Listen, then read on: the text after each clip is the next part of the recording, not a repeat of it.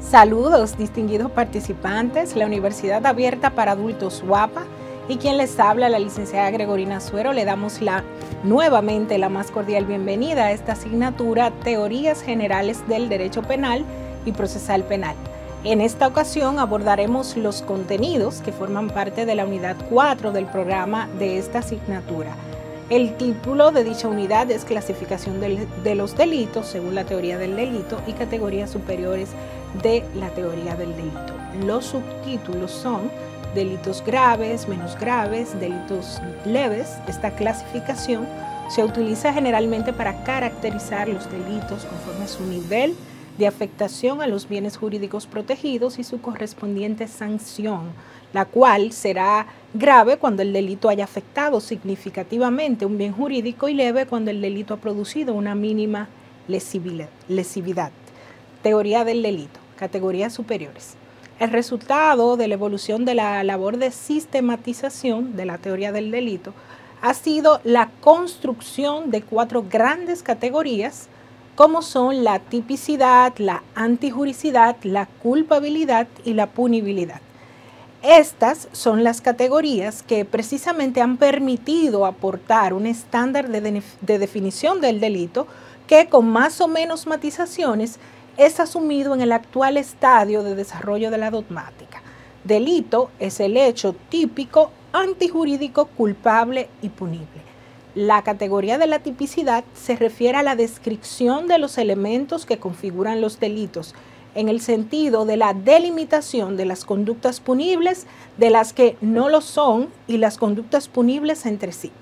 Por su parte, la categoría de la antijuricidad englobaría el conjunto de circunstancias que permiten afirmar el carácter prohibido del hecho típico, que normalmente se suele concretar en una comprobación negativa de que no concurren causas de justificación. La categoría de la culpabilidad tiene su fundamento en determinar si el autor del hecho típico y antijurídico se le puede hacer responsable de él, en el sentido de que pueda hacérsele responsable de dicha conducta.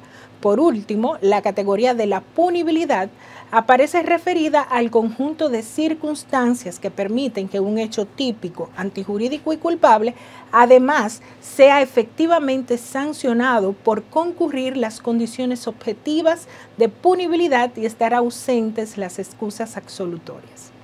Es importante establecer que la tipicidad se compone de 2 dimensiones fundamentales.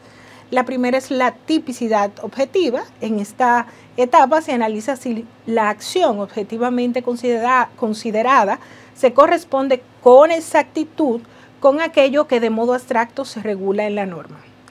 Segundo, la tipicidad subjetiva. En esta se analiza si el autor ha tenido conocimiento y voluntad de realizar aquello que ha realizado y que se encontraba descrito en la norma, lo que conocemos normalmente como el dolo. El error de tipo consiste en el desconocimiento por parte de la gente de alguno o algunos de los elementos descritos en el tipo. El error excluye el dolo. Ejemplo, una persona que está llegando de viaje y va a recoger su maleta y toma una muy parecida a la suya por error y resulta que la maleta que tomó tenía en su interior sustancias controladas. El error de tipo puede ser vencible, aquel que se hubiese podido evitar si el actor actuaba con una debida diligencia, toda vez que la situación le permitía superar el error y proceder con cautela y prudencia. En este caso, se elimina el dolo, mas no la culpa. O invencible, donde se manifiesta un error insuperable sobre los elementos objetivos del tipo penal, no es posible prever o superar el error. En este caso, se excluye el dolo y la culpa.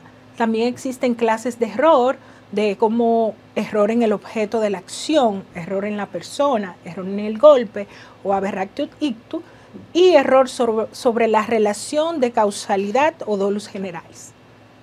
Tenemos también la acción y sus causas excluyentes. Se llama acción a todo comportamiento dependiente de la voluntad humana. Solo el acto voluntario puede ser penalmente relevante y la voluntad implica siempre una finalidad, puesto que el derecho penal solo se ocupa de acciones voluntarias, no habrá acción penalmente relevante cuando falte la voluntad. En ese sentido, las causas excluyentes de la voluntad son la fuerza irresistible.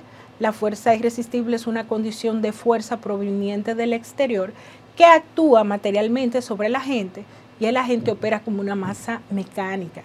Los movimientos reflejos, tales como las convulsiones epilépticas, no constituyen acción, ya que el movimiento no está en estos casos controlado por la voluntad, y desde el punto de vista penal, en principio, no actúa quien en una convulsión epiléptica deja caer un valioso jarrón que tenía en ese momento en la mano o produce un accidente automovilístico. Y tercero, estados de inconsciencia, que también falta la acción en los estados de inconsciencia, tales como el sueño, el sonambulismo, la embriaguez letárgica, etc. En estos casos, los actos que se realizan no dependen de la voluntad y por consiguiente no pueden considerarse acciones penalmente relevantes. Formas de autoría y participación. Autor es quien realiza el tipo legal, pudiendo imputársele como propio, y partícipe quien contribuye a dicha realización con actos situados en la órbita del tipo. También se puede decir que el autor es la persona que ocupa el papel central en la realización del hecho y el partícipe es quien contribuye al fin delictivo con actos de apoyo o ayuda subordinados a la acción principal. Para determinar si una persona puede ser considerada autor de un delito, surgen diversas teorías. Entre ellas tenemos el concepto unitario de autor. Considera autor a todos los intervinientes que aporten una contribución causal a la realización de la conducta descrita en el tipo legal, con independencia de la importancia que corresponda a su contribución en el marco de la totalidad del suceso. También tenemos las teorías diferenciadoras. Entre ellas tenemos el concepto extensivo de autor-parte, según el cual toda ayuda que haya contribuido causalmente al resultado es causa del mismo. Dentro de esta teoría surge la teoría extensiva subjetiva, la cual considera como autor todo aquel que tenga un interés personal en la consecución del resultado lesivo y partícipe o cómplice quien actúe con un mero animus soci. Desde la concepción restrictiva, no todo aquel que contribuya a causar el resultado ha de ser solo por ello autor del mismo, porque la causación del resultado no es equivalente a la realización del tipo. Dentro de esta teoría se encuentra la teoría objetivo formal y la del dominio del hecho. La teoría objetivo formal considera como autor a toda persona cuyo comportamiento entra al círculo que comprende el tipo penal. La teoría del dominio del hecho, la misma establece como autor del hecho a quien ostente el dominio final sobre el acontecer de la acción típica hacia el resultado lesivo. Por eso, incluye no solo a aquellos que realizan los actos ejecutivos del tipo, sino a quienes, aún no ejecutando actos estrictamente típicos, ostentan un papel preponderante en la realización del delito, dependiendo de tal contribución la producción del resultado. La antijuricidad y las causas que la excluyen. La antijuricidad no es más que la contrariedad a derecho, es decir, un comportamiento típico en el que no concurre ninguna causa de justificación. Por ello, como planteara Molina Fernández, solo actúa antijurídicamente el que comete plenamente un delito mediante una acción típica y no justificada cometida culpablemente, constituyéndose de esa forma la tipicidad en un indicio de antijuricidad. Por ello, la antijuricidad sirve para determinar el ámbito adecuado de la participación punible en el delito, de la imposición de medidas de seguridad y de la legítima defensa, así como para regular casos de responsabilidad civil. Es importante referir que el ordenamiento jurídico penal se compone de dos tipos de normas: imperativas, que definen deberes de actuar u omitir, y permisivas, que dan lugar a las causas de justificación. Las causas de justificación son una situación especial en la que el ordenamiento jurídico permite la lesión de un bien jurídico, es decir, permite la realización de la conducta típica, en principio lesiva, en principio prohibida, la cual queda después matizada por otro enunciado ocasionalmente permisivo. El efecto sistemático de las causas de justificación son que excluyen la antijuricidad y esta exclusión beneficia al partícipe. Dentro de las causas de justificación tenemos la legítima defensa, estado de necesidad y el ejercicio de un derecho y el cumplimiento de un deber. La omisión y sus variantes. La omisión constituye otra forma de realización de los delitos junto a la modalidad comitiva, en donde no se lleva a cabo la conducta exigida por una norma de mandato, donde se prohíbe un hacer en lugar de un no hacer, pudiéndose plantear de dos maneras distintas. De una parte, cuando el legislador opta por introducir determinados delitos homicidios en el Código Penal, o de otra parte, cuando se encuentran introducidos como una forma de realización de los tipos de resultados incluidos en alguna norma penal. La primera se denomina omisión pura y la segunda comisión por omisión. La doctrina distingue entre dos clases de omisión, los propios o de omisión pura y los impropios o comisión por omisión. Si bien la utilidad es meramente académica, ya que no se deriva ninguna consecuencia práctica, es necesario hacer referencia a ella para situarse en el lenguaje que domina la discusión sobre este tema. La noción de omisión no debe entenderse como el concepto antónimo de la acción, equiparando con ello la omisión por pasividad o con no hacer, ya que la omisión es un concepto normativo que presupone la existencia de una norma que no necesariamente sea jurídica, por ello significa no hacer algo determinado prescrito por una norma. Se ha pretendido establecer la diferencia entre omisión propia y la impropia, en la propia cuando existe tipificación y en la impropia cuando falta tipificación. Lo cierto es que cuando se habla de delitos impropios o de comisión por omisión, se hace referencia a omisiones que generalmente no se encuentran tipificados en forma expresa y solo pueden ser cometidas por quienes se encuentran en posición de garantes respecto del bien jurídico tutelado y no se castigan por sí mismas, sino en función del resultado al que se les vincula en función de un juicio de imputación. Formas de realización imperfecta del delito. Hasta que una conducta humana llega a realizarse perfectamente, uno de los tipos dolosos previstos en el Código Penal pasa por distintos momentos o fases, por la que se puede decir que discurre el iter criminis, por lo que el delito pasa por una fase interna primero y por otra fase externa después. Todo delito nace, como toda acción humana, en la mente del autor.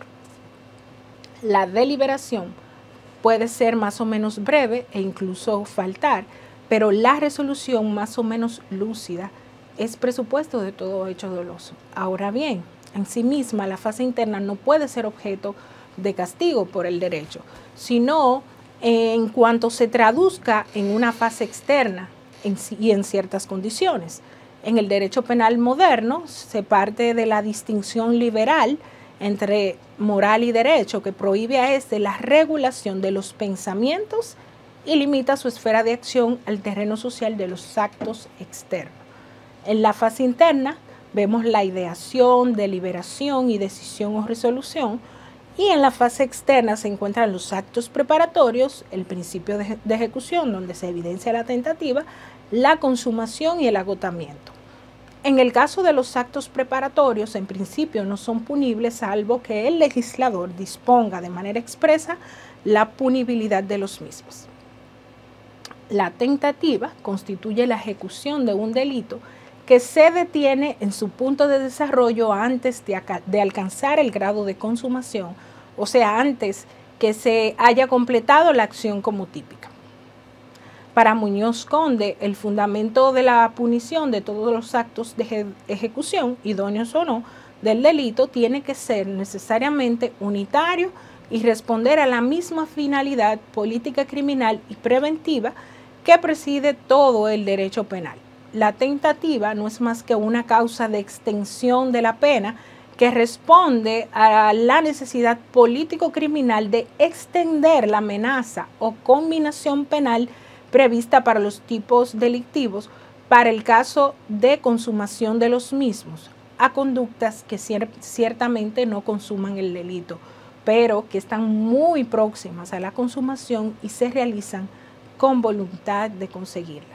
En nuestro ordenamiento jurídico, el Código Penal prevé la punibilidad de la tentativa y establece, en su artículo 2, que toda tentativa de crimen podrá ser considerada como el mismo crimen cuando se manifieste con un principio de ejecución o cuando el culpable, a pesar de haber hecho todo cuando estaba de su parte para consumarlo, no logra su propósito por causas independientes de su voluntad, quedando estas circunstancias sujetas a la apreciación de los jueces.